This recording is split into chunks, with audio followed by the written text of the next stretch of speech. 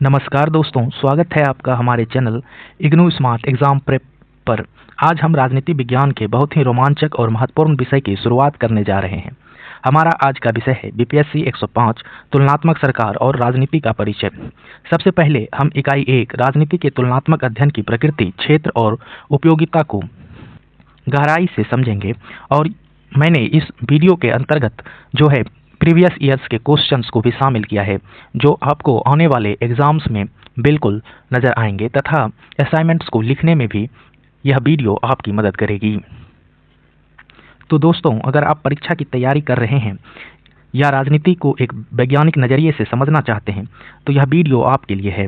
अगले कुछ मिनटों में हम राजनीति को देखने का एक नया नज़रिया विकसित करेंगे। तो चलिए बिना देरी किए शुरू करते हैं।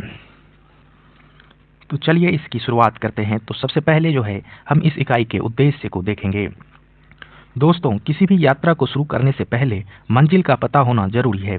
इस इकाई को पढ़ने के बाद हम 3 प्रमुख बातें सीख पाएंगे। पहला, तुलनात्मक राजनीति का सैद्धांतिक आधार क्या है, यानी इसकी थ्योरी क्या कहती है। दूसरा, इसका ऐतिहासिक विकास कैसे हुआ, अरस्तु के समय से आज तक यह विषय कैसे बदला। और तीसरा, राजनीतिक अध्ययन में तुलना का महत्व और वैज्ञानिक आधार क्या है। दोस्तों, अक्सर छात्र पूछते हैं कि हमें तुलना करने की ज़रूरत ही क्या है। इस वीडियो के अंत तक आपको इस क्यों का ठोस जवाब मिल जाएगा। तो चलिए अपनी यात्रा को बढ़ाते हैं। सबसे पहले तुलना का अर्थ समझते हैं। क्या आपने कभी सोचा है कि हम हर चीज़ की तुलना क्यों करते हैं, चाहे मोबाइल खरीदना हो या हमें अपना कैरियर चुनना हो।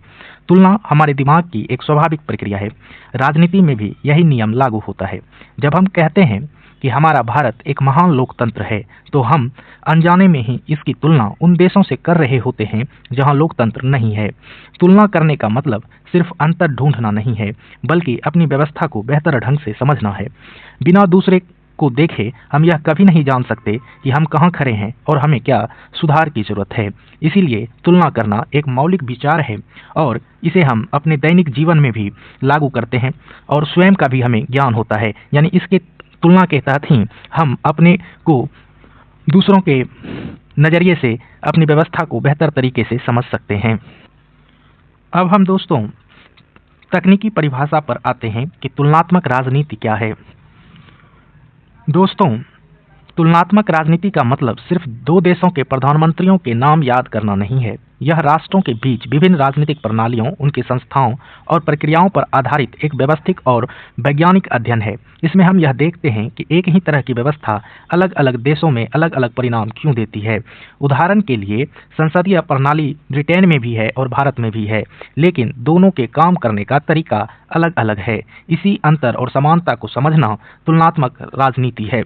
अब आप स्क्रीन पर ध्यान से देखिए कि तुलनात्मक राजनीति में अध्ययन का केंद्र क्या होता है। तो यहाँ पर जो है अलग अलग राष्ट्रों के राजनीतिक प्रणालियों, उनकी संस्थाओं और प्रक्रियाओं का अध्ययन किया जाता है। इसमें विविधताएं भी हमें देखने के लिए मिलती है।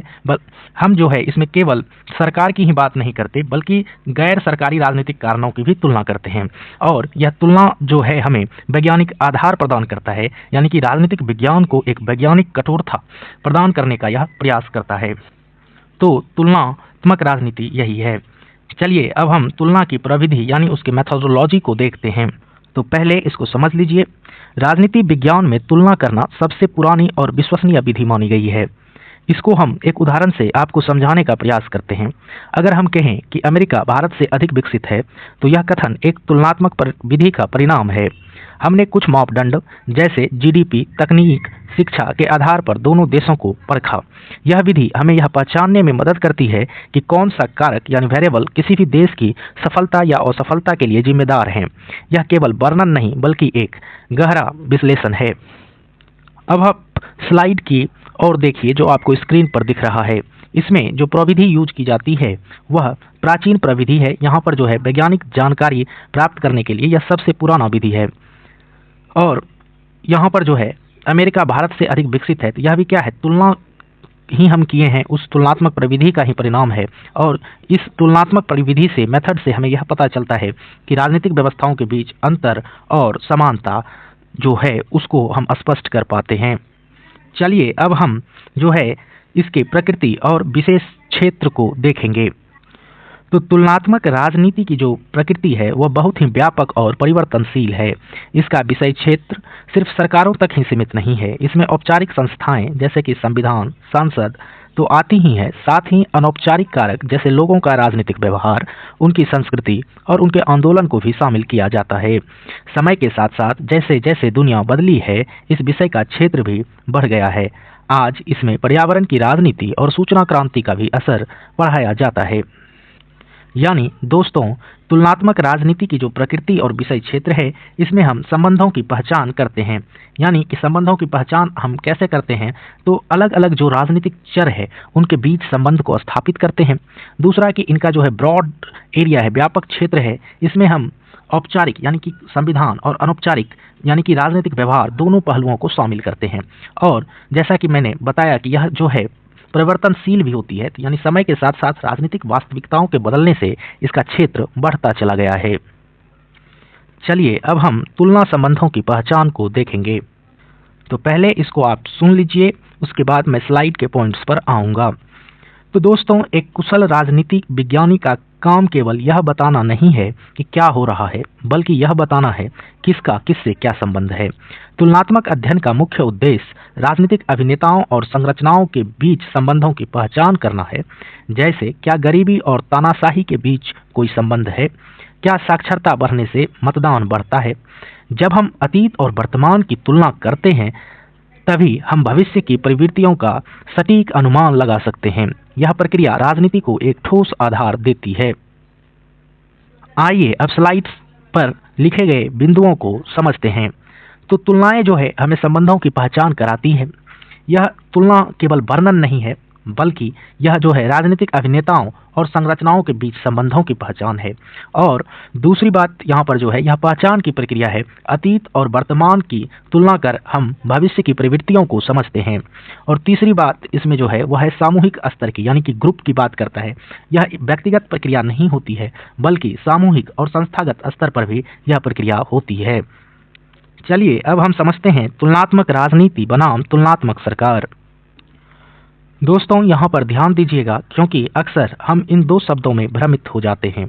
यह जो तुलनात्मक सरकार है, यह एक पुराना दृष्टिकोण है। तुलनात्मक सरकार एक पुराना दृष्टिकोण है जो केवल देशों के संविधान, कानून और सरकारी अंगों जैसे कि कार्यपालिका, न्यायपालिका तक ही सीमित था।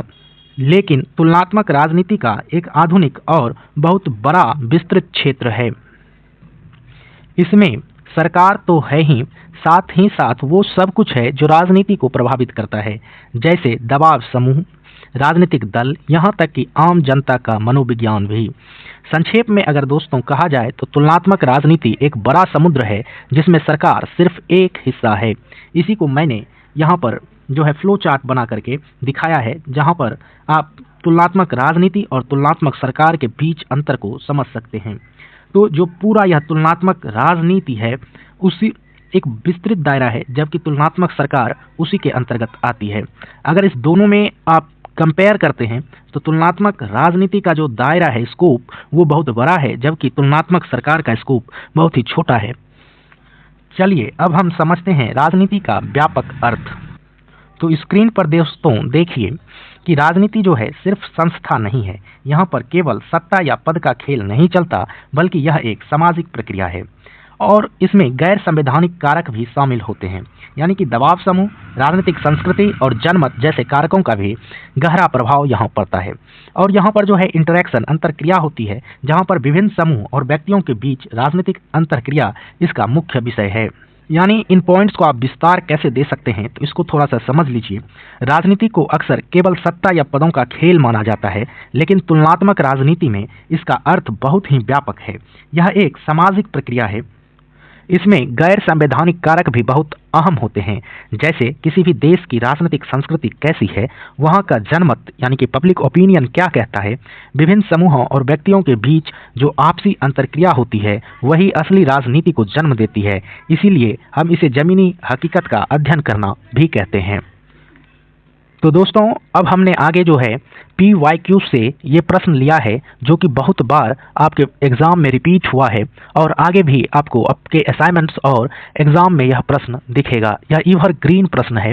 यह प्रश्न कहता है कि तुलनात्मक राजनीति के विकास का पता लगाइए। यह प्रश्न 20 मार्क्स में आता है और यहाँ पर आपको 400 शब्द लिखने होते हैं। तो चलिए हम एक एक करके इस प्रश्न को कैसे लिखेंगे तो उसके लिए आपको हम जो है कंसेप्ट समझाएंगे ताकि आप एग्ज़ाम में इस वीडियो से जो सुनेंगे उसको प्रोड्यूस करके अपने कॉपी को 5 पेज आराम से भरकर इस प्रश्न का उत्तर लिख सकते हैं। तो चलिए देखते हैं तुलनात्मक राजनीति, इसके ऐतिहासिक विकास को। तो पहले समझिए दोस्तों, यह विषय रातों रात पैदा नहीं हुआ। तुलनात्मक राजनीति की यात्रा भी बहुत लंबी रही है। यह अरस्तु के प्राचीन यूनान से शुरू होकर आज वैश्वीकरण के दौर तक पहुंची है। इस दौरान इस सफर में कई पड़ाव आए हैं। कभी हमारा ध्यान केवल संस्थाओं पर था तो कभी व्यवहार पर। विश्व युद्धों ने इस विषय को पूरी तरह से बदल कर रख दिया। अब आने वाली जो कुछ स्लाइड्स हैं इसमें हम यह देखेंगे कि अलग अलग कालखंडों में राजनीति को देखने का नज़रिया कैसे बदलता गया। तो यहाँ पर जो है इन स्लाइड्स के ऊपर दिए गए बिंदु को आप एक बार ध्यान से देख लीजिए कि इस तुलनात्मक राजनीति ने ऐतिहासिक यात्रा की है, यानी कि अरस्तु से लेकर वर्तमान वैश्वीकरण तक के दौर का सफर हम देखेंगे। इसमें प्रमुख पड़ाव जो है यहाँ पर हम चर्चा करेंगे प्राचीन यूनान की, 19वीं सदी के अंत की, विश्व युद्धों के भाव की और आधुनिक सिद्धांत की। और बदलाव यही है कि इस पूरे तुलनात्मक राजनीति में कि अध्ययन का केंद्र जो है हमारा वो संस्थाओं से शिफ्ट होकर व्यवहार की तरफ मुड़ने लगा है। तो चलिए अब हम चर्चा करते हैं इस तुलनात्मक राजनीति के उत्पत्ति और अरस्तु के योगदान का। तुलनात्मक राजनीति का जिक्र हो और अरस्तु का नाम ना आए यह नामुमकिन है। अरस्तु को इस विषय का जनक माना जाता है। स्लाइड्स जो आपको स्क्रीन पर दिख रहे हैं उन्हें ध्यान से दोस्तों देखिए। तो लगभग 2300 साल पहले उन्होंने 158 संविधानों का तुलनात्मक अध्ययन किया था।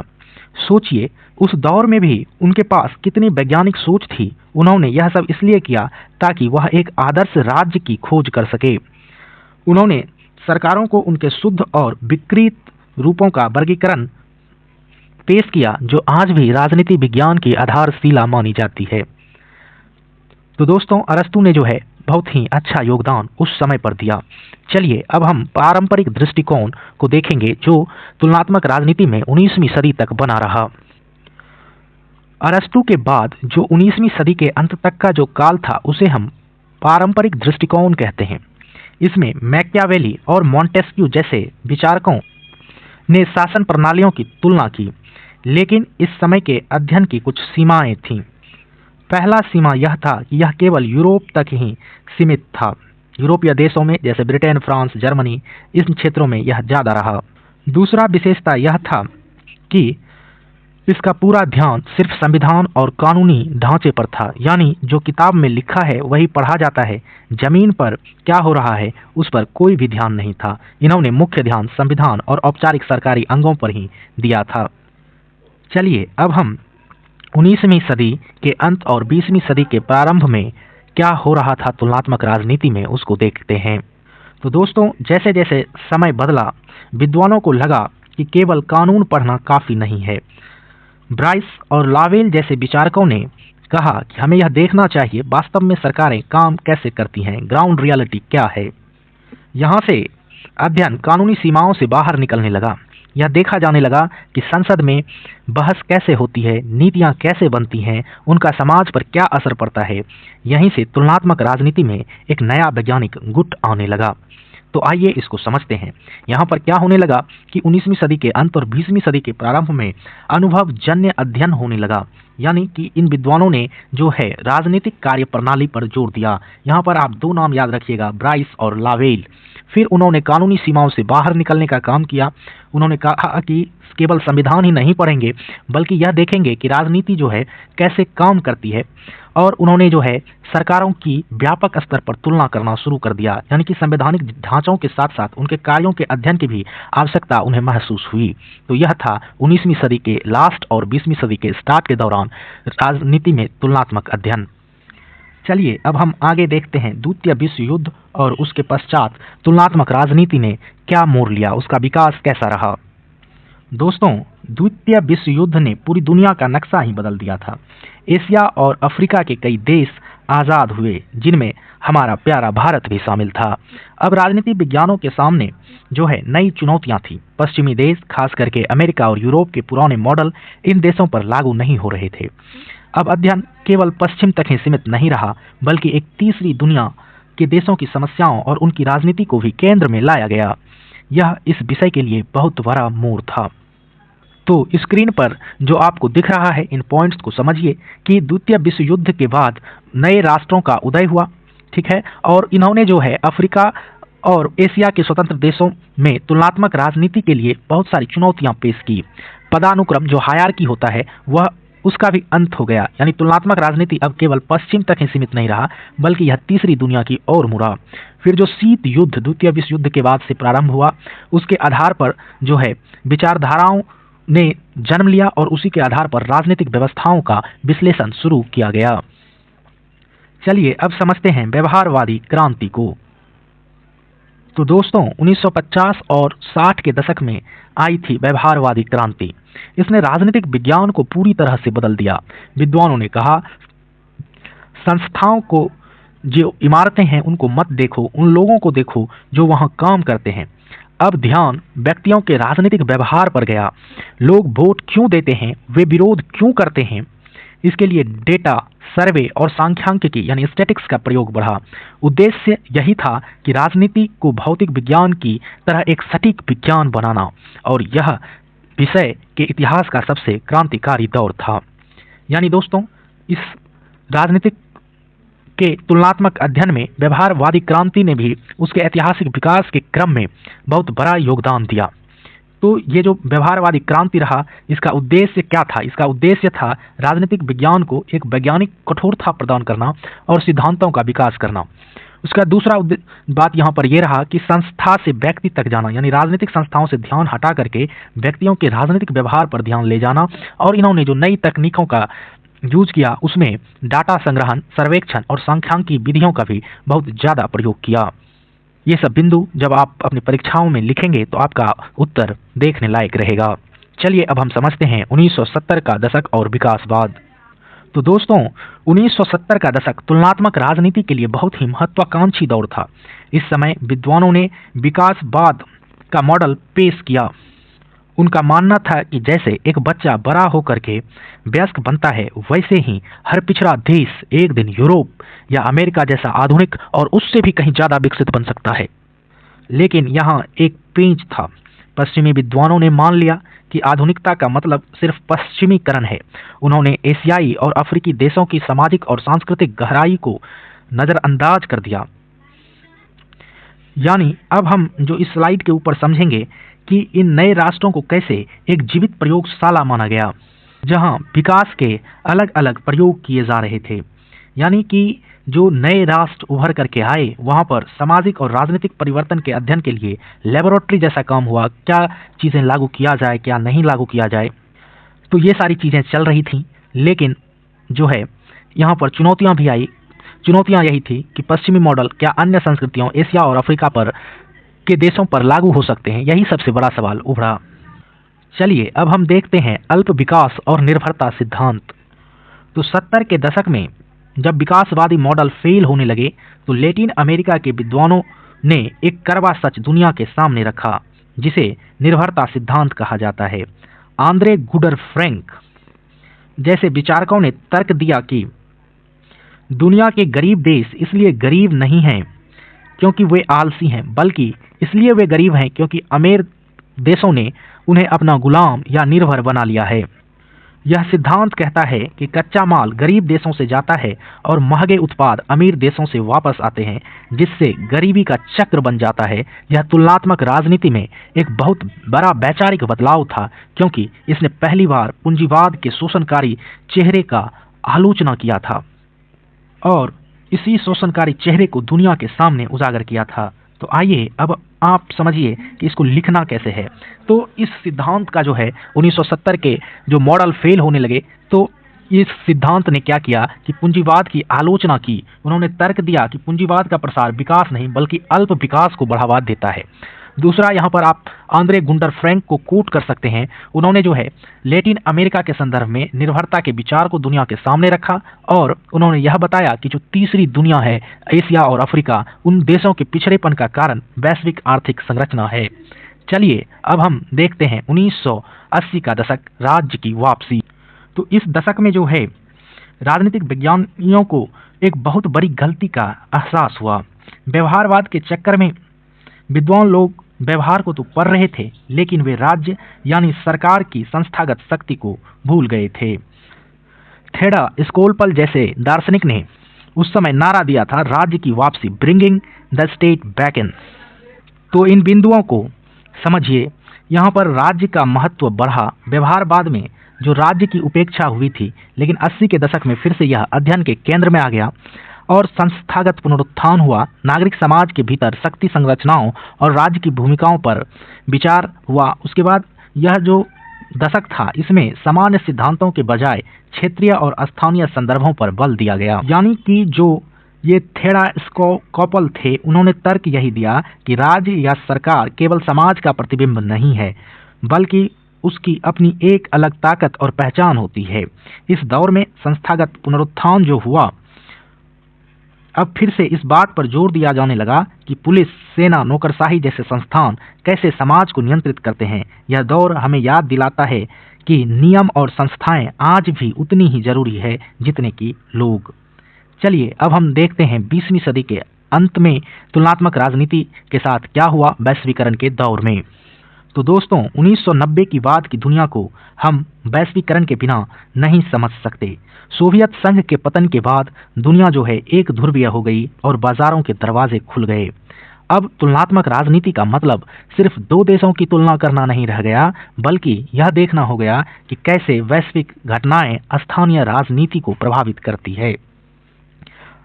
आज अगर अंतर्राष्ट्रीय बाजार में तेलों की कीमतें बढ़ती हैं, तो भारत में चुनाव के नतीजे बदल जाते हैं। अब हमें गैर राज्यकर्ताओं जैसे एनजीओ, आतंकवादी संगठन और बहुराष्ट्रीय कंपनियों के प्रभाव को भी तुलनात्मक नजरिए से पढ़ना पड़ता है। यह विषय अब राष्ट्रीय सीमाओं को लांघ चुका है। तो दोस्तों, इन सारे चीज़ों में जो है, अगर आप स्क्रीन पर थोड़ा सा ध्यान दें तो अपनी परीक्षा में जो बिंदु लिखेंगे उनमें एकीकरण जो है सबसे प्रमुख होगा, क्योंकि यहाँ पर क्या होगा कि वैश्वीकरण जो हुआ, इसके कारण देश की आर्थिक और राजनीतिक प्रणालियाँ आपस में जुड़ गई। उसके बाद जो प्रभाव ये हुआ कि जो यूएसएसआर था, सोवियत संघ, उसके विघटन के बाद उदारवाद और पूंजीवाद का प्रभाव बढ़ गया। नए कारक आए, यानी कि एनजीओ और अंतर्राष्ट्रीय संगठन और वैश्विक बाजार की राजनीति मुख्य विषय बन गए। उम्मीद है दोस्तों यहाँ तक आपको वीडियो समझ में आ रहा होगा और कंसेप्ट्स बन रहे होंगे। तो चलिए इसी के साथ आगे बढ़ते हैं और देखते हैं सूचना क्रांति और संचार दृष्टिकोण। तो दोस्तों, अब हम इस स्लाइड पे जो आपको स्क्रीन पर दिख रहा है, बहुत ही आधुनिक विचार के बारे में बात करेंगे, साइबरनेटिक्स। कार्ल ड्यूस ने इसे जो है संचार और नियंत्रण का विज्ञान कहा।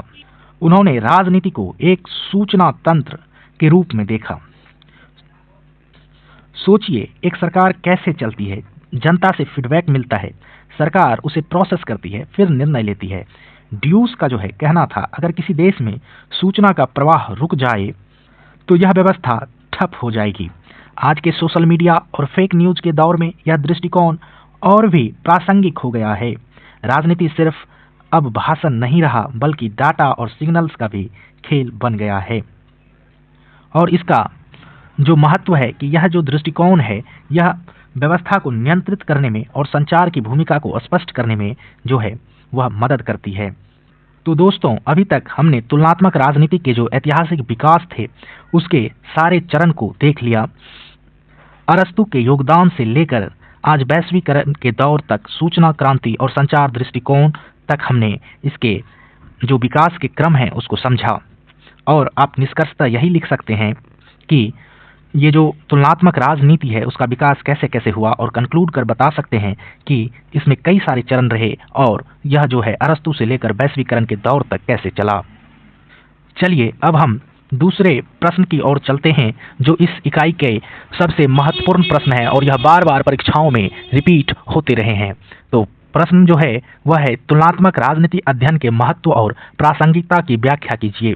या इसी को घुमा करके पूछता है तुलनात्मक राजनीतिक अध्ययन के मुख्य उद्देश्य और इसके महत्व की चर्चा कीजिए। यह प्रश्न भी 20 मार्क्स में 400 शब्दों में लिखने के लिए आता है और यह प्रश्न जब आप PYQs को देखेंगे तो बार बार यह रिपीट मिलेगा। तो आइए अब इसको समझना शुरू करते हैं। तो सबसे पहले हम समझते हैं तुलनात्मक अध्ययन की उपयोगिता। अब बात यह आता है कि हमारे लिए यह विषय क्यों जरूरी है। तो तुलनात्मक राजनीति की जो उपयोगिता है वह बहुआयामी है। सबसे पहले यह हमें अपनी राजनीतिक व्यवस्था की कमियां और खूबियों को निष्पक्ष होकर देखने में मदद करता है। जब हम दुनिया की विभिन्न प्रणालियों को पढ़ते हैं तो हमारा संकुचित दृष्टिकोण खत्म हो जाता है। यह हमें तर्क करना सिखाता है। उदाहरण के लिए अगर हमें अपनी चुनाव प्रणाली में सुधार करना है तो हमें उन देशों को देखना होगा जहां चुनाव प्रणाली बेहतर काम कर रही है। यह विषय केवल थ्योरी नहीं है बल्कि बेहतर शासन का एक व्यवहारिक रोड मैप है। तो आइए हम इसे क्यों देखते हैं, क्या तुलनात्मक अध्ययन का उपयोगिता है, तो इसको समझते हैं। तो इसी में जो है सबसे पहला बिंदु हमने जो लिया है वो है सिद्धांत निर्माण, यानी कि तुलना के माध्यम से हम सामान्य राजनीतिक नियम और सिद्धांत बना सकेंगे और जो भी व्यवस्थाएं चल रही हैं उसकी व्याख्या करेंगे कि अलग अलग देशों में अलग अलग तरह से काम क्यों चलता है, उसको हम समझ पाएंगे और हमारे पास उसमें सुधार करने की संभावना होगी। अपनी व्यवस्था की तुलना कर हम जो है दूसरों से अपनी तुलना कर उसमें आवश्यक सुधार कर सकेंगे। चलिए अब देखते हैं कि इसी में से क्या क्या बातें हैं। तो पहला जो है वो है सैद्धांतिक सूत्रीकरण के लिए तुलना। राजनीति विज्ञान में सिद्धांत कैसे बनते हैं। तो तुलना के माध्यम से जब हम बहुत सारे तथ्यों को इकट्ठा करते हैं और उनमें एक समान पैटर्न देखते हैं तो हम एक नियम बना पाते हैं। जैसे अगर हम 50 ऐसे देशों की तुलना करें जहां गृह युद्ध हुआ है और हम पाएंगे कि उन सभी में आर्थिक असमानता बहुत ज़्यादा थी, तो हम एक सिद्धांत बना सकते हैं अत्यधिक आर्थिक असमानता गृह युद्ध को जन्म देती है। यह सिद्धांत निर्माण की प्रक्रिया है। यह राजनीति को केवल गपशप से ऊपर उठाकर एक अकादमिक अनुशासन का दर्जा देता है। यानी कि जो हम तुलनात्मक राजनीति को पढ़ते हैं तो उसका जो सैद्धांतिक सूत्रीकरण के लिए हम जो तुलना करने के लिए यूज करेंगे तो वहाँ पर क्या होगा कि हम जो है तथ्यों को संकलित करेंगे, राजनीतिक तथ्यों को एकत्रित करेंगे, फिर उसका सामान्यीकरण करके अनुभव के आधार पर जो है हम निष्कर्ष निकालेंगे अलग अलग देशों में क्या चला नहीं चला। फिर उन्हीं सिद्धांतों के आधार पर हम भविष्यवाणी भी कर सकते हैं और जो भविष्य में राजनीतिक घटनाएं होंगी उनका भी हम अनुमान लगा सकते हैं। चलिए अब हम समझते हैं वैज्ञानिक कठोरता के लिए तुलना। क्या राजनीति वास्तव में एक विज्ञान है। जेम्स कोमलमैन का मानना था कि तुलनात्मक विधि ही राजनीति को वैज्ञानिक कठोरता प्रदान करती है। विज्ञान का ही मतलब होता है सत्यता, यानी कि सत्यापन। तो दोस्तों तुलना के माध्यम से हम किसी भी राजनीतिक दावे की जांच कर सकते हैं। यह हमें व्यक्तिगत पूर्वाग्रहों से दूर रखता है। मान लीजिए कोई नेता कहता है तानाशाही में विकास ज़्यादा होता है। हम तुलनात्मक विधि का उपयोग करके दुनिया भर के डेटा को देखेंगे और यह साबित कर सकते हैं यह दावा सही है या गलत है। तो यह जो विधि है वैज्ञानिक कठोरता वाली, ये हमें हवाई दावों से बचाकर हकीकत के करीब लाती है। तो यानी जो वैज्ञानिक कठोरता के लिए आप तुलना करेंगे तो यहाँ पर आपके पास वैज्ञानिक आधार होगा। इसमें आप जेम्स कोलमैन को कोट कर सकते हैं। उन्होंने कहा कि अगर आप तुलना नहीं कर रहे तो आप वैज्ञानिक नहीं हैं। दूसरा कि इसका जो वैज्ञानिक कठोरता है तो उसका ऑब्जेक्टिव वस्तुनिष्ठता क्या है। इसमें जो है यह विधि क्या करती है, अध्ययन में जो व्यक्तिगत पूर्वाग्रह है उसको कम करती है और इसका जो है सत्यापन कराती है। यानी कि कोई भी अगर राजनीतिक दावा हो रहा है तो उसको जांचा और परखा जा सकता है। चलिए आगे समझते हैं प्रयोगात्मक विधि का विकल्प। तो भौतिक लैब में वैज्ञानिक लैब में जाकर प्रयोग करते हैं, लेकिन राजनीति विज्ञान में हमारे पास कोई लैब नहीं होता। हम किसी देश के लोगों पर कोई केमिकल डालकर टेस्ट नहीं कर सकते, तो फिर हम प्रयोग कैसे करेंगे। यानी कि राजनीति में जो है प्रयोगशाला का अभाव है। यानी समाज में जैसे हम फिजिक्स का टेस्ट करते इसलिए तरह से पॉलिटिक्स में टेस्ट नहीं कर सकते। तो यहाँ पर क्या करेंगे कि तुलना करेंगे। तो तुलना ही हमारा क्या हो जाएगा, प्रयोगशाला हो जाएगा। तो यहाँ पर तुलना ही प्रयोगशाला का काम करती है। इसे नेचुरल एक्सपेरिमेंट कहा जाता है। दुनिया में मौजूद अलग अलग देश और उनकी व्यवस्थाएं हमारे लिए डाटा का स्रोत है। हम दो समान देशों को चुनते हैं और देखते हैं कि एक छोटा सा अंतर जैसे चुनाव का तरीका कैसे परिणाम बदल देता है। तुलना ही वह औजार है जिसे हम राजनीति के लैब में टेस्ट करते हैं। तो इसके लिए जो है हम इसका प्राकृतिक प्रयोग करेंगे। यानी अलग अलग व्यवस्थाओं के लिए जो है हमें प्राकृतिक अवसर यहाँ से मिलेगा। चलिए आगे अब हम देखते हैं संबंधों में व्याख्याओं की खोज। तुलनात्मक राजनीति का काम सिर्फ यह बताना नहीं है कि भारत और पाकिस्तान अलग अलग हैं, बल्कि यह समझाना है कि वे अलग क्यों हैं। हमारा उद्देश्य सतह के नीचे छिपी व्याख्याओं को खोजना है। अक्सर हम विचलनों का अध्ययन करते हैं। उदाहरण के लिए दक्षिण एशिया के सभी देशों में सेनाओं का हस्तक्षेप रहा है, लेकिन भारत में सेना हमेशा राजनीति से दूर रही है। क्यों? इस क्यों का जवाब खोजने के लिए हम इतिहास, संस्थाओं और राजनीतिक संस्कृति की गहराई से जाकर तुलना करना होगा। यही इस विषय की सबसे असली खूबसूरती है। तो जो तुलनात्मक अध्ययन है, यहाँ पर तुलना करने से हमें समानता और अंतर भी पता चल जाता है। फिर हम विचलन का भी अध्ययन कर पाते हैं, यानी कि अलग अलग जो है परिणाम दो देशों में मिल रहा है, तो उन विचलनों का व्याख्या भी हमारे लिए करना संभव हो जाता है। फिर हम गहन विश्लेषण कर सकते हैं कि सतही जानकारी से ऊपर उठकर राजनीतिक घटनाओं की गहराई तक पहुँच सकते हैं। चलिए अब आगे हम समझते हैं कार्य कारण संबंध। राजनीति में हम हमेशा कारण और प्रभाव के बीच संबंध ढूंढते हैं। इसी को हम कार्य कारण संबंध कहते हैं। अगर किसी देश में क्रांति हुई है तो उसके पीछे ठोस कारण होगा कुछ न कुछ। तो यह जो तुलनात्मक विधि है, यह हमें पहचानने में मदद करती है कि कौन सा चर यानी कि वेरिएबल इसका मुख्य कारण है और कौन सा सिर्फ एक इत्तेफाक। जैसे क्या धार्मिक कट्टरता क्रांति का कारण है या गरीबी। जब हम कई देशों की क्रांतियों की तुलना करेंगे तब हम असली कारण तक पहुंच पाएंगे। यह विश्लेषण हमें समस्याओं के जड़ों तक जाने की शक्ति देता है।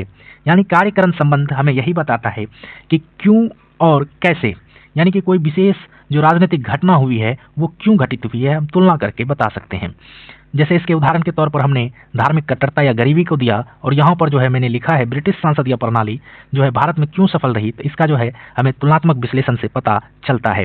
और चरों का क्या प्रभाव है, यानी एक चर जैसे मैंने उदाहरण के लिए लिया है चुनाव प्रणाली, तो उसका जो है दलीय व्यवस्था पर कैसे प्रभाव पड़ता है। तो ये सारी चीज़ें कार्य कारण संबंध से हमें जो है तुलना करके समझने में मदद मिलती है।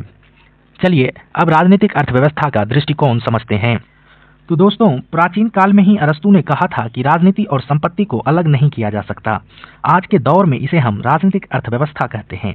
यह दृष्टिकोण हमें यह सिखाता है कि आर्थिक नीतियां कैसे सत्ता के समीकरणों को बदल देती है, यानी कि जो आर्थिक और राजनीतिक नीतियां हैं वो एक दूसरे को कैसे प्रभावित करती है, इसी का अध्ययन इसमें करते हैं।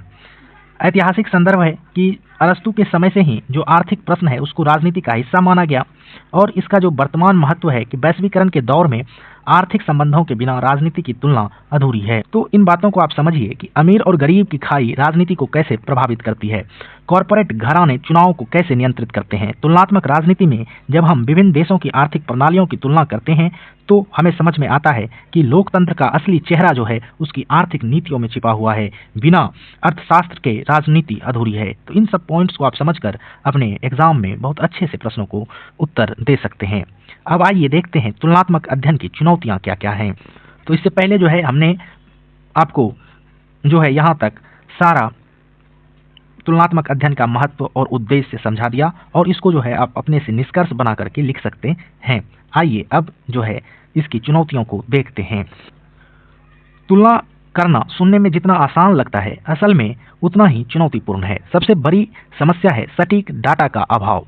कई विकासशील या तानाशाही वाले देश अपनी विफलताओं को छिपाने के लिए गलत आंकड़े देते हैं। दूसरी चुनौती है सांस्कृतिक भिन्नता। एक ही शब्द जैसे न्याय या स्वतंत्रता का मतलब अलग अलग संस्कृतियों में अलग अलग हो सकता है। तीसरी समस्या है कि शोधकर्ताओं का अपना पक्षपात।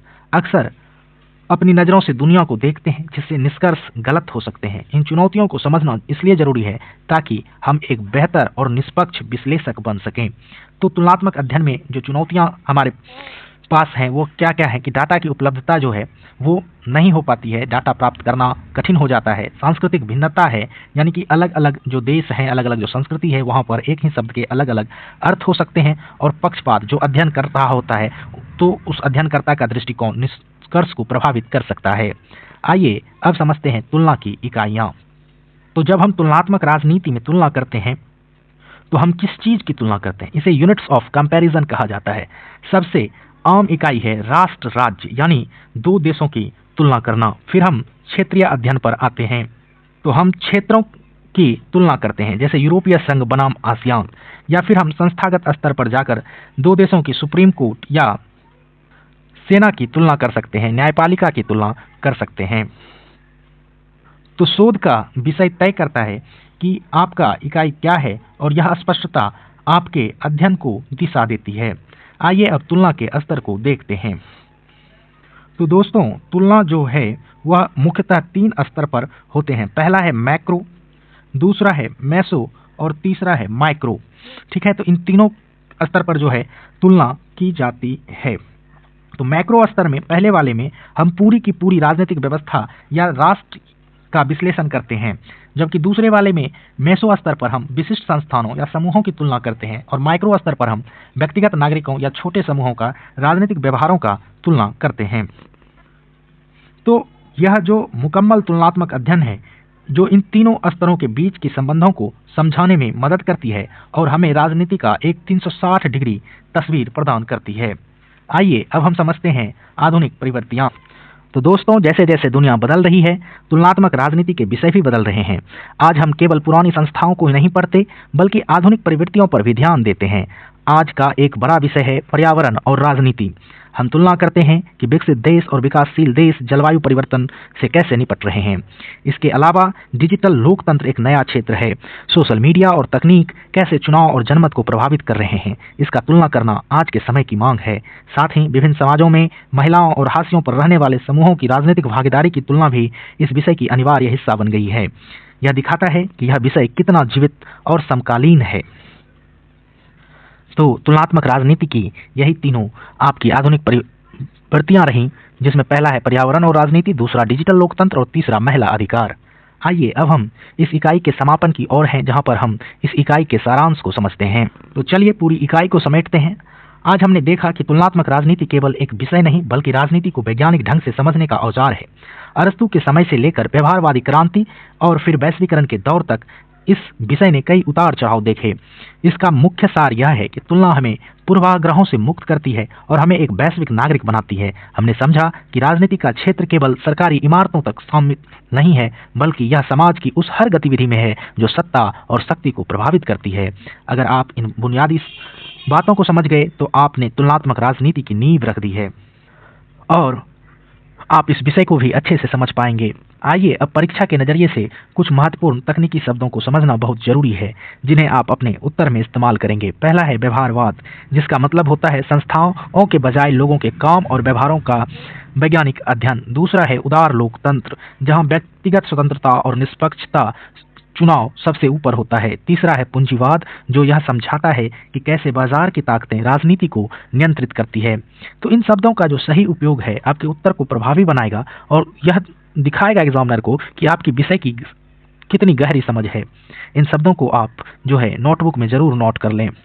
अब बारी है खुद को परखने की। यहाँ पर मैंने 2 महत्वपूर्ण प्रश्न दिए हैं जो अक्सर परीक्षाओं में पूछे जा सकते हैं। तो देखिए, पहला प्रश्न है तुलनात्मक राजनीति और तुलनात्मक सरकार के बीच अंतर को स्पष्ट करें। याद रखिएगा, संस्था बनाम प्रक्रिया वाला पॉइंट और राजनीति के अध्ययन में अरस्तु के योगदान पर चर्चा करें। ये दोनों प्रश्न मैंने आपके बुक से ही लिया है और निष्कर्ष के तौर पर हम आपको यह बता सकते हैं कि तुलनात्मक अध्ययन हमें बेहतर नागरिक और विश्लेषक बनाता है। और दोस्तों, इन सवालों के जवाब को आप लिखने की कोशिश कीजिए। अगर आप इन्हें लिख पा रहे हैं तो इसका मतलब है कि आज का वीडियो आपने बहुत ध्यान से देखा और समझा है। तो दोस्तों, ये था हमारी बीपीएससी 105 की इकाई 1। मुझे उम्मीद है कि यह विषय अब बोझिल नहीं, बहुत ही दिलचस्प लग रहा होगा। राजनीति विज्ञान को समझना दुनिया को समझने जैसा है। अगर आपको हमारा यह प्रयास पसंद आया तो इस वीडियो को लाइक ज़रूर करें और उन्हें अपने दोस्तों के साथ शेयर करें जो राजनीति विज्ञान पढ़ रहे हैं। आपके जो भी सवाल या सुझाव हों उन्हें आप कमेंट बॉक्स में लिखें, मैं खुद उसका जवाब देने का कोशिश करूंगा। अगले वीडियो में हम इकाई 2 तुलनात्मक विधि के साथ मिलेंगे। तब तक पढ़ते रहिए, सोचते रहिए, जुड़े रहिए हमारे चैनल के साथ। जय हिंद।